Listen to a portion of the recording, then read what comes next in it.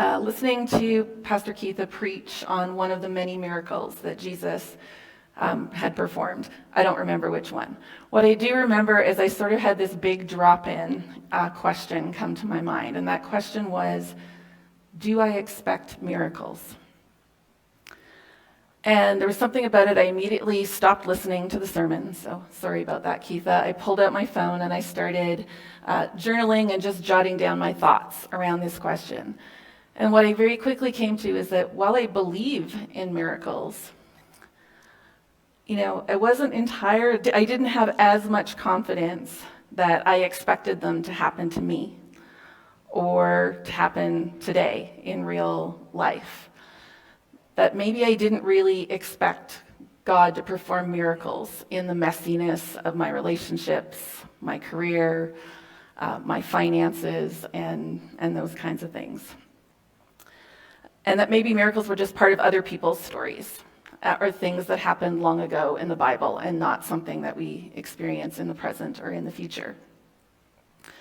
So my thoughts and questions lingered well beyond that day during Lent. And so this summer I went to Pastor Keitha and I said, Keitha, I've got this idea to write 24 days of Advent reflections called Expectant that would explore this question of, do I expect miracles? As well as sort of how our human experience with expectations, some unintentional beliefs that we may have formed, and the way we think and feel about ourselves and our outward postures might be impacting our ability to see or experience miracles. And of course, Keitha, she's always super supportive. She said, go for it. So that's where Expectant was born. It's available now on the church website. It's westsprings.church/Advent. And I hope you enjoy it. If you're looking for answers, conclusions, prescriptions, or heavy theology, you're going to be sorely disappointed. But I do hope that it sparks you to examine your own feelings about miracles, your experiences, and how we might notice more where God is working.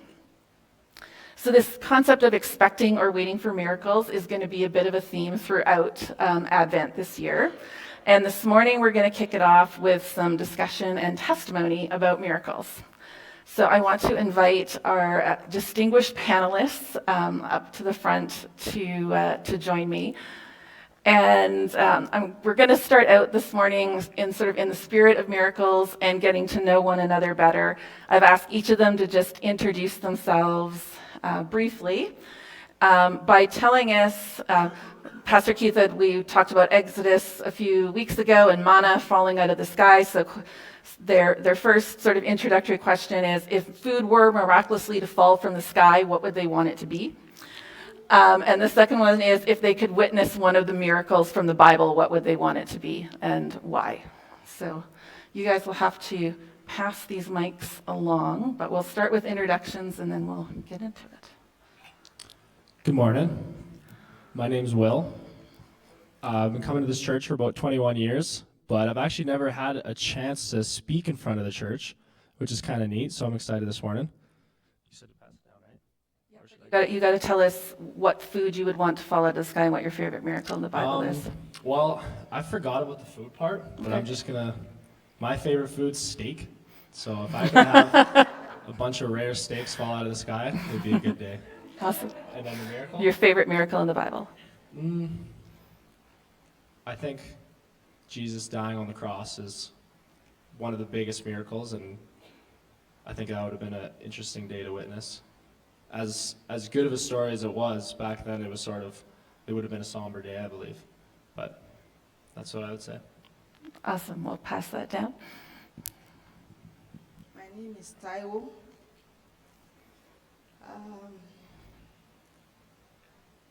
I believe in miracle, and God has done so much in my life that if I start telling stories of my life. Okay. We're going to keep the stories for after. We're just going to do your introduction right now. Oh, Okay. What's your favorite miracle in the Bible? The miracle, that's the Hebrews, the 3 Hebrews in the furnace.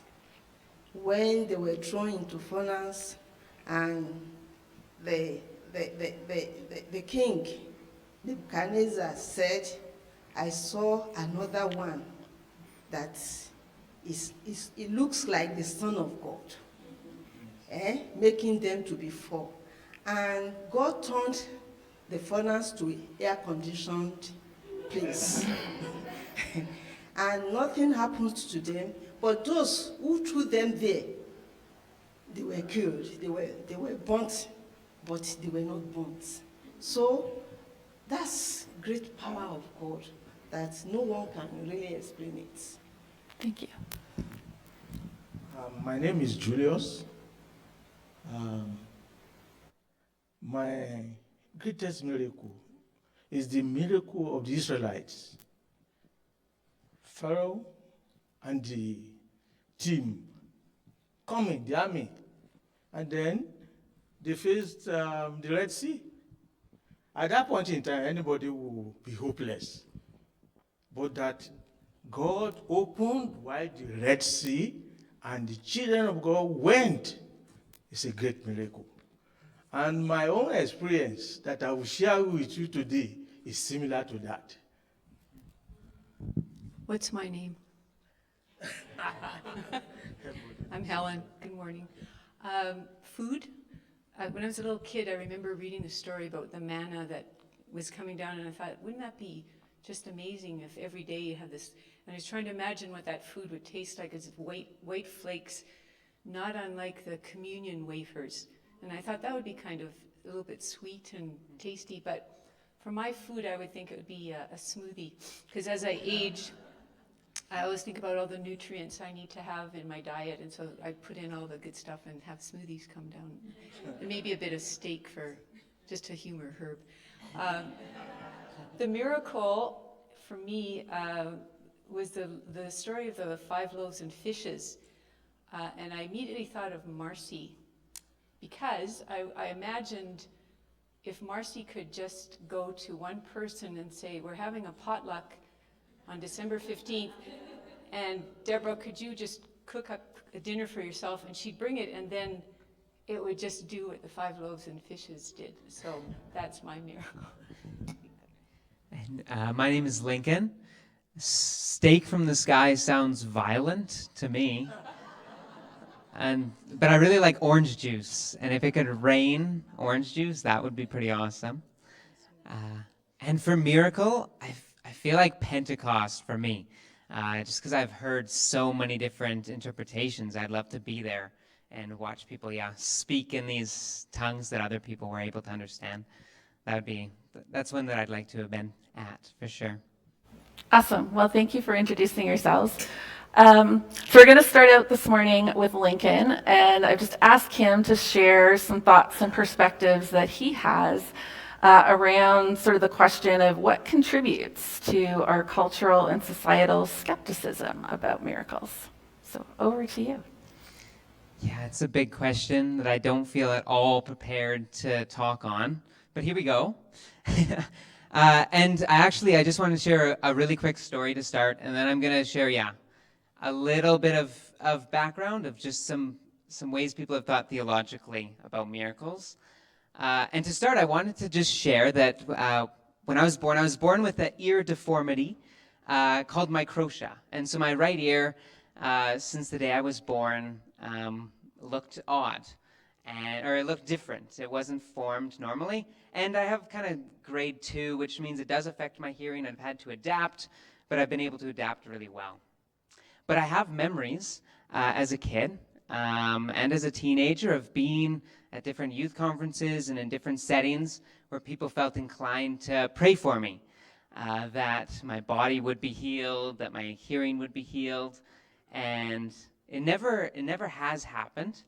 And especially as a kid, when a couple of my friends would experience some miraculous healing, I remember feeling like not blessed or not favored, like I didn't have enough faith, that God was void or not present, but for me specifically in this way, and that stuck with me a long time, and I'll I'll share a little bit more about that at the end. But I want to talk a little bit about just the history of ways people have thought about miracles. And one thing is, in Christian history, there's the apostolic age, which is this succession we see in the Bible where it is expected, fully expected. And Jesus tells the disciples that they are going to see even greater things. And so we have this clear piece in the Bible where God is going to be moving and he's going to be doing really grand things. And you can expect that. Then not very long after this age, that began to be in question. And we see less and less people drawing specifically on miracles, on like physical miracles, but we have people doing theology kind of apart from grand expectations, but certainly not void of it at all. But that kind of fades more and more. And of course, like a lot, this has been disagreed upon, and like pretty much all disagreements, there are trends on how people think about miracles, how people think about how does God move? And the trends can involve, you can see these trends among different human stories, different experiences and stories of different peoples, social location, economic status, safety, quality of life. All of these are factors to the way that people expect to experience God. And the truth is, as I've already shared, I really don't know the answer to the question of what we should expect when it comes to miracles. But I do have a little bit of insight as to just some grounds where we can begin to think about miracles together. So what is a miracle? And if it's an event that God is present within and active within, like we see in Scripture, then I want to consider the words of an early theologian from the 4th century, Athanasius, who says, "For no part of creation is left void of him. He's filled all things everywhere."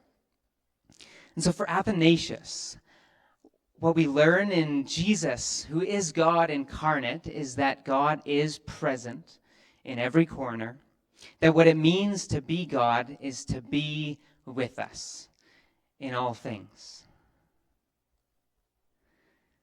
God is present and active in all things and at all times. Even before the incarnation, what it meant to be God is to have relationship with humans in creation. That this is some of the theology that was developing. But of course, God is not always active, as I shared. Sometimes he's not active in healing our bodies physically in grand ways that are very apparent. Our bodies are not always healed. And we know this. But sometimes they are. And we have many accounts of this as well. Sometimes there's miracles, sometimes there's not. And how do we respond when we pray for years and years and never see a miracle, when our neighbors do? And it doesn't feel like God is present at all in these moments when we know that he is in some way. I want to share one more quote. This is like one of my favorite quotes I've ever come across in any of my reading. It's by the same century, the same period of time, Gregory of Nazianzus. And he says, when he's talking about Jesus, that perhaps he goes to sleep in order that he may bless sleep also. Perhaps he is tired that he may hallow weariness also, and perhaps he weeps that he may make our tears blessed. This idea that the relational God took on flesh and blessed our humanity and our human experiences.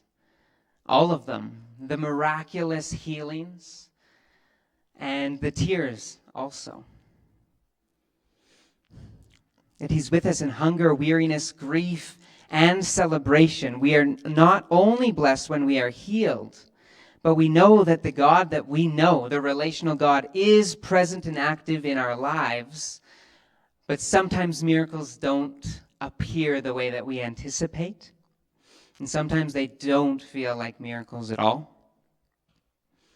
But there's something about the sustaining of creation. There's something about being next to God in every moment that is a miracle. And God never healed my hearing, yet he has been present and active in my life through it in ways that actually feels very miraculous.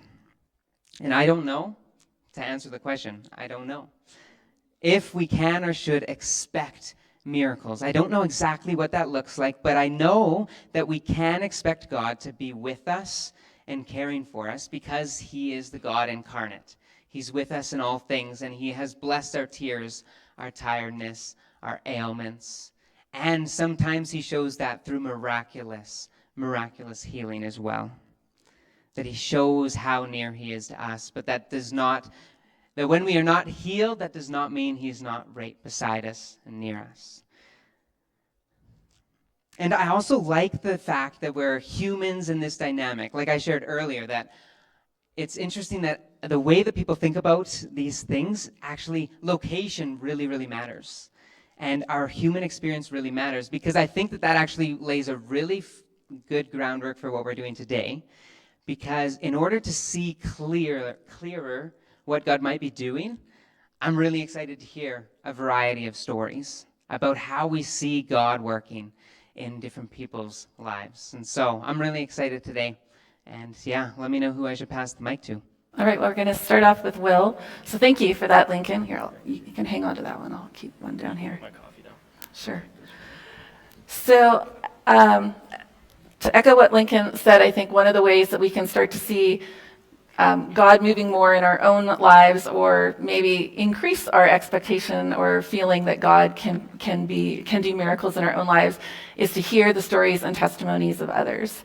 So each of these folks have agreed to share a little bit of their story this morning around their own thoughts and experiences with miracles. So over to Will. Well, for this past week and a bit, I've kind of been thinking about miracles, what's my opinion on, not necessarily opinion, but how do I see them, how do I view them? And miracles are kind of like Lincoln was saying, there's the grand ones, like the instantaneous, you're healed, problems are solved, and other times you don't necessarily see them. They're a lot harder to see, and they take longer than maybe we'd expect, longer than we'd want. And throughout the week, the thing that kept coming back to my mind was my grandmother, Grandma Laura. She's a living miracle. She's been diagnosed with cancer twice, and she's, to this day, happy, alive, present. So I figured I'd call her, because I've also never spoken in front of church too, so I was like, I could use a little wisdom on that. Like, she's been in the church her whole life. So I called her the other day, and we had a good chat, and I also wanted to ask her about the first time she's been diagnosed, which was in 1997, which I wasn't around for. So she told me the story of how she got diagnosed, and then, well, the first thing she did was she read me 2 Kings chapter 5. So I'm just going to quickly read this. Elisha sent a messenger to say to him, "Go wash yourself 7 times in the Jordan, and your flesh will be restored, and you will be cleansed." But Naaman went away angry and said, "I thought he would surely come out to me and stand and call on the name of the Lord, his God, wave his hand over the spot, and cure me of my leprosy. Are not Abana and Pharpar, the rivers of Damascus, better than all the waters of Israel? Couldn't I wash in them and be cleansed?" So he turned off and went in rage. Naaman's servants went to him and said, "My father, if the prophet had told you to do some great thing, would you not have done it? How much more then when he tells you, 'Wash and be cleansed'?" So he went down and dipped himself in the Jordan 7 times, as the man of God had told him. And his flesh was restored and became clean like that of a young boy. Then Naaman and all of his attendants went back to the man of God. He stood before him and said, "Now that I know there is no God in all the world except in Israel, so please accept a gift from your servant." So she read me that and explained to me when she first got diagnosed with cancer, the doctor told her she had to go through 1 surgery and 6 rounds of chemo. And so she got told that, and then she was reading the Bible, and that story came across to her, and it touched her. She thought that was her version of dipping in the Jordan 7 times. And like in this story, Naaman was expecting Elisha to come out and say, "You're healed." Grand miracle, just like that. But he had to be obedient, he had to be faithful to the Lord, and go and dip into the water 7 times. So that's kind of what my grandma took away from it. She was like, I guess just got to remain obedient and faithful and continue to dip. And she did. She beat it completely and was in remission for 20 years. And then in 2017, and this is the story that I was thinking about because I was around for this. 2017, she got diagnosed with stage 4 cancer, which is a disgusting illness that normally doesn't last too long. And that hit me pretty hard because my auntie was also in palliative care from cancer. So it was just a big blow to the family. And she goes through her first round of chemo, and kind of the miracle in this story is a new medicine that came out. It was a new drug that doesn't cure cancer, but it just stops everything, kind of keeps it dormant. So she decides to try it. It's an experiment, right? And the doctor told her she had about, normally 23 months is what you live on this drug. That was in 2017 when she started taking it, and now we're knocking on the door of 2025. So that is a miracle in itself. And it's been a blessing to be able to see. She's blessed our whole family. It's good to have an example like her in our life of faith, obedience, and she kind of just told me, like, miracles they can be grand and spectacular, but on the other hand, remaining faithful, obedient to the Lord, and He'll bless you. So that's my story. Thanks, Will. All right. We'll set that there. Helen, do you want to share your story? So when Kendra asked me to do this, I thought, I just assumed everybody knows exactly what a miracle is, and I thought maybe I should just look it up. So I went to the dictionary and I found a few definitions, and one of them was a surprising and welcome event that is not explicable by natural or scientific laws and is therefore considered to be the work of a divine agency. And then there was another one, a highly improbable or extraordinary event, development, or accomplishment that brings very welcome consequences. And an amazing product or achievement or an outstanding example of something. And I thought, well, then I'll go to my best AI buddy. And Dell won't agree with me on this one. Microsoft Copilot. And Microsoft Copilot said, a miracle, an extraordinary event that is not explicable by natural or scientific laws and is therefore attributed to a divine agency. It often refers to an event that brings about a positive outcome, especially one that seems impossible or highly unlikely under normal circumstances. So I thought, okay, I'll just list a few miracles and then hand the mic over. And so one of them would be like when I was in Jasper, one of my favorite places in the world, at Mount Edith Cavell, hiking in my Dr. Scholl's sandals. And we went underneath a waterfall. It was really slippery and rocks, and I didn't die. So I'm going to consider that's a miracle for me. I was like, wow, what a stupid thing to do. And then another miracle, I thought of driving down McLeod Trail years ago, trying to turn left on Heritage Drive. And I was about to turn left, and something literally stopped my vehicle from turning left. I could feel a backwards motion because a car was coming right at me. And had I turned left that day, I wouldn't be here. So I thought, okay, that's a good example of a miracle. Let's pass the mic on. And then I started thinking, my definition has actually changed of a miracle. And I see miracles, if I talk about miracles, it's a very personal thing, and so it becomes my story. And yes, that's true, it can be very personal.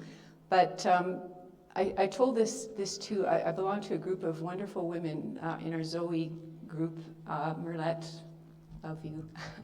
And we have bonded together and really created a wonderful group of people and friendships. And I shared this one day, and everybody was kind of like, whoa, that's amazing. And I thought, well, it's really not. But a lot of you know that I get up very, very early in the morning.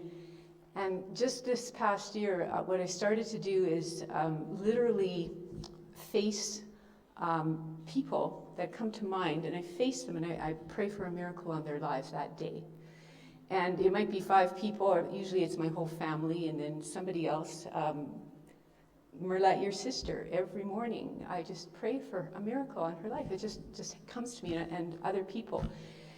And then I sit back and watch what will happen that day, and what is a miracle, and what do I think of a miracle that day. And so the things that started happening were things like finding something that was lost, or one day I was going for a walk and just looked around me and saw the miracle of what was out around in my surroundings, and the beautiful snow, and kind of what Anne was talking about in her prayer, and the miracle of seeing God's creation. And so you probably know my husband Herb just recently had some major surgery, and the miracle, yeah, he's here today, that's a miracle in itself. And the other surrounding miracles, having neighbors come by and drop a dish off to eat. I never thought I'd be so thankful, because I lost my personal chef in the process of Herb getting his surgery, and I had to cook dinner. And I had people like Cecilia giving me, right at the moment, a beautiful dinner, and our neighbors coming by, and all of those things. And every day this was happening, these little things. So I thought, just to end this, I thought, I'm going to just tell you this past week what my miracles were every day, just as a result of, I feel like, just taking that moment before I start my day. So last Sunday, I heard Del singing. He belongs to a band, and I never hear him sing. He's always in the back playing bass, and I hear the bass. And I heard him sing. Did you hear him sing last Sunday? It was great. And you're supposed to all go, yeah, it was great. It was really great. That for me was a real miracle, to see Del. I just loved it. It was wonderful. On Monday, Herb and I went out together in the car for the first time since his surgery, and all we did was go to Safeway, and he walked to the back of the store to the pharmacy, and that was a really big deal. And I thank God for that, because it was really cool to see him just get out, and then he was exhausted after that, but it was a miracle for me to see that. On Tuesday, it was the hoarfrost day, when the trees were lit up with beautiful sparklies, and it was just the most amazing day ever to see that. And that was what I witnessed. On Wednesday, a song came to me. Sometimes a song comes to me that I just have to play at full volume. And this song was from Big Daddy Weave. He's I think he's a group or a singer. Anyways, he sings a song called I'm Overwhelmed. And I just want to read you what I felt on Wednesday. I see the work of your hands, galaxies spin in a heavenly dance. Oh God, all that you are is so overwhelming. If I hear the sound of your voice, all at once, it's a gentle and thundering noise. Oh God, all that you are is overwhelming. I delight myself in you, in the glory of your presence. I'm overwhelmed by you. And God, I run into your arms, unashamed because of mercy. I'm overwhelmed by you. That was Wednesday. Thursday, Cecilia, who leads our ESL conversation group, and I'm part of that, we had a potluck, and there were, I think, 22 people there. And there were dinners from Nigeria, Korea, Panama, Venezuela, Holland. That was my dinner. And we all got together, and I made new connections and talked to some people that were amazing, and it was so fun to see this group come together and be so joyful. And that was my miracle on Thursday. And Friday, our church, this church, gave our family a Skip the Dishes gift card, and we can't get it in Springbank. It doesn't come to Springbank. They don't like us. So I had my whole family come, and Shay and her boyfriend picked up the meal, and we enjoyed supper together. And thank you, church. It was great. And Saturday, Herb and I went on our dump date, which in Springbank, believe it or not, you don't get garbage. And you don't get garbage delivered or pick up. And so we take our recycling and our garbage to Bragg Creek Transfer Station every 2 weeks, and call it our dump date. And most people go to Bragg Creek to hike and maybe go take their motorcycle out and have coffee there, and we do the garbage thing. And then we end up going for coffee. And so yesterday was really special, because Herb said, well, I don't really want to go and stay anywhere, because we don't usually stay anywhere. We just get our coffee and go. But we went to Cinnamon Spoon, and we enjoyed coffee together. And then there was a sleigh ride, and a bunch of kids with horse-drawn thing, and it was so beautiful yesterday. And I was going to end today's miracle with Pastor Keitha's benediction from last Sunday, and I texted her and I asked, do you have that beautiful, it just spoke to me. And she said, oh, I just make those up. But it's on a video, it's on YouTube, so I've been looking, and it wasn't up as of yesterday. But thank you, Keitha, for that benediction. I encourage you all to go see it. And I encourage you to think about miracles in that way too, and see one every day from somebody else or on yourself too. So thanks. Thanks, Helen. All right, over to Julius and Shiloh. You can each take one. Hello, church. Good morning. I'm a very emotional person when I share this miracle. 23rd of February 2017, we were on a journey. Are you able to project, David? Somewhere in Nigeria. And we were fasting with some of the people inside the vehicle because we were fasting in our church. Our driver was not attending our church. In his church, he was asked to fast.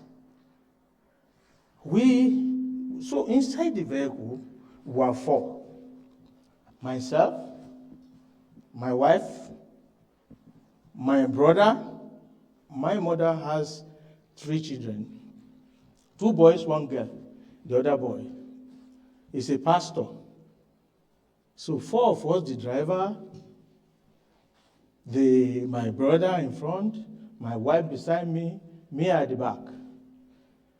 All of a sudden, we saw police. We thought we saw police people in police uniform. But we saw him shooting us directly. He wanted to kill the driver. That was the shot to the driver. The next slide. So the driver saw and tried to back up.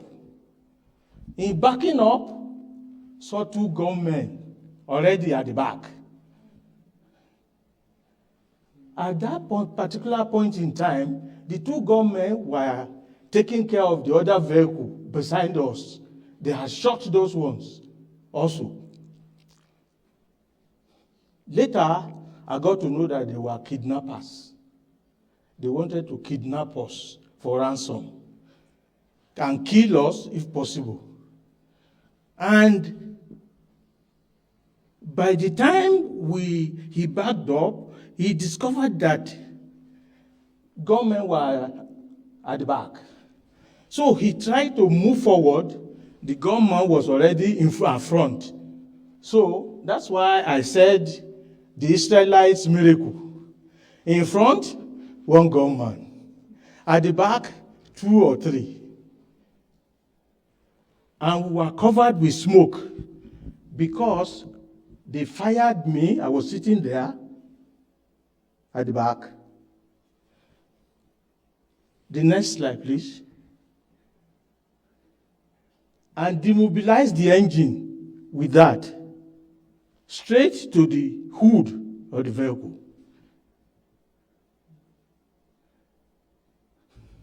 The next slide, please. My brother was sitting here. They sprayed into the place. The next one.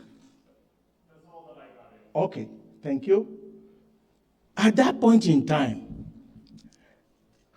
the vehicle was still working, but the driver tried to escape, tried to move the transmission into drive. It did not enter because apparently they had demobilized it because the bullet hit the transmission box and smoke came out. At that point in time, it was like we were gone. My wife, then I had one sound at my back. I didn't know when I said, I'm dead. My wife said, in Jesus' name, you are not dead. I just held on like this. The driver was trying.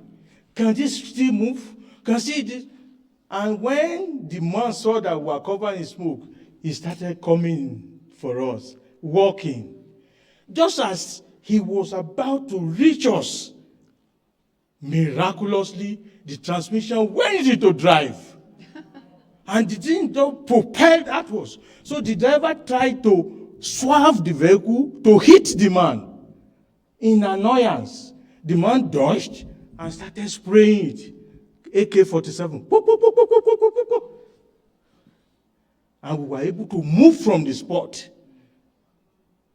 As we moved from the spot, about 1 kilometer to that place, we saw a police checkpoint with everybody already staying there. They did not live there because they had heard that the people were spraying people.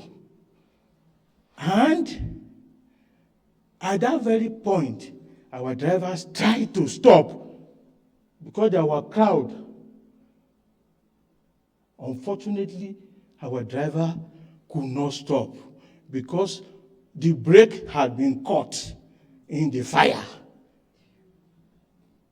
At that point in time, we were going to crush about 20 people. He remembered that there was still handbrake. He just pulled on the handbrake, and the thing just steered, rolled, and put us up into the air. And sincerely, I didn't know I was still alive, that we were alive. We thought it was a vision or a dream. The thing just jerked and stopped, crossing the road. We didn't know the import of what happened until we saw the smoke and people carried a fire extinguisher to try to extinguish and open the door for us. I could remember. Taiwo asked one question from me. He said, Julius, are we still alive? Are we really alive? I said, of course. It seems we're alive. Then we saw multiple bullet holes everywhere. And at that point in time, we kicked the vehicle. It did not start again.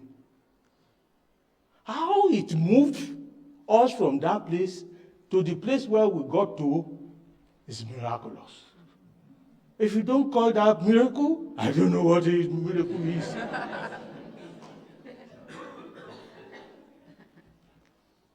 That's why I believe in miracle. You will believe in miracle if you experience miracle. Fast forward, 2021. Who heard about COVID pandemic? Is there anybody who heard about it? Everybody heard about it. You can imagine, even in developed economies like Canada, US, people died. Now imagine having COVID in Nigeria at that point in time. It was tough. I was moved to ICU. It was bad. I went into coma. And I went into coma for 18 days. And at a point, the doctors told me that they've done everything. Nothing can that happen there's no again. hope. There's no hope. Then the Then Lord I spoke told to them. her. Then I told them that, well, there's nothing impossible for my God to do. That if God could raise Lazarus after 4 days, that is able to do it and make him come back to life, that they should not worry, that my God is able to do all things. So I was praying. telling God that, my God, when I wanted to have husband, I told you that you should give me husband that we will live together and be old together, live live together till ripe old age. That I didn't ask from you. Husband that will die when we are supposed to start enjoying our lives, when we are already retired. That, please God, remember what I told you, and please revive him for me. That this is not what I told you about. And I was just praying, reading the Bible. Then I just opened the Bible to Isaiah 46 and started reading from verse 1. When I got to verse 3, then it says that in that verse 3 and 4, that he will deliver, that he will be delivered. Immediately I read it, I was strengthened, and I was full of hope that he will not die. So I called her sister. She was in the US. I called her. Look, your brother is very ill, but God has told me that he's not going to die. So I believe that. So let me take it from there. The reason why we are doing this is to edify the church. There is God of miracle. When I got off from my coma and everything, I discovered one thing. I could not walk with my legs again. I had lost the use of the legs. So I was put on wheelchair. I was on wheelchair. I was on oxygen for 3 months, 24/7. I lost strength. Then I started learning to walk again. How to climb the steps. And this is the man standing before you. There's miracle.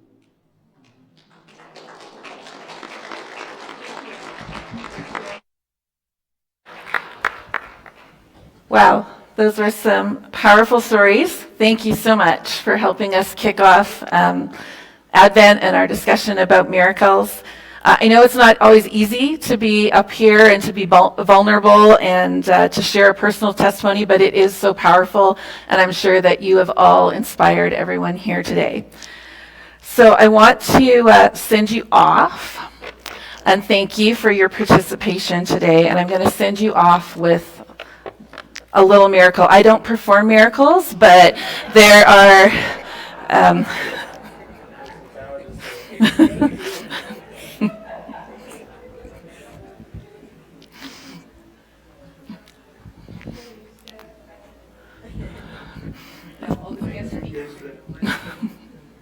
Thank you so much.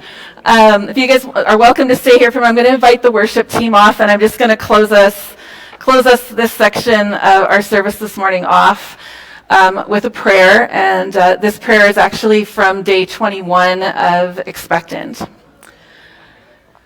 God, thank you for being a God of miracles. Nothing is impossible for you. Thank you for the many stories in the Bible about the miracles you performed long ago and the testimonies of your followers today. May they fuel our faith and expectations that your miracles are available to us. Lord, open our eyes to your miraculous works. Whether big or small, help us to notice your awesome and mighty hands at work all around us. We praise you, God, for how you use your servants to participate in your miracles. And Lord, we are here with our eyes fixed on you, ready ready to be used in bringing your miracles to others. Father, forgive us for not always feeling worthy or being a good receiver of your love and your miracles. We know that we sometimes reject you and others and try to do things all on our own.